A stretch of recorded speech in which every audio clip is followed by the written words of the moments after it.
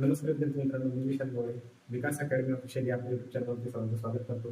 तर चला आपण बघूया आज ज्ञानपीठ पुरस्कार विजेते आणि ते मराठी साहित्य. तर सर्वात लक्ष द्या की 1965 साली या पुरस्काराची सुरुवात झाली. आतापर्यंत 53 साहित्यिकांना हा पुरस्कार देण्यात आलेला आहे. त्यानंतर 22 राजभाषांना हा पुरस्कार देण्यात येतो. त्यापैकी 4 वेळा आपल्या मराठी भाषेला हा पुरस्कार मिळालेला आहे.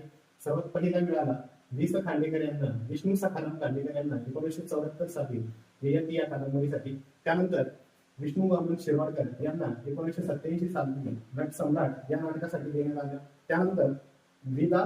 करंदीकर यांना 2003 साली अष्टदर्शनी या काव्यसंग्रहासाठी हा पुरस्कार देण्यात आला. त्यानंतर भालचंद्र नेमाडे यांना 2014 साली हिंदू जगण्याची समृद्ध अडगळ या कादंबरीसाठी हा पुरस्कार देण्यात आला. तर ही माहिती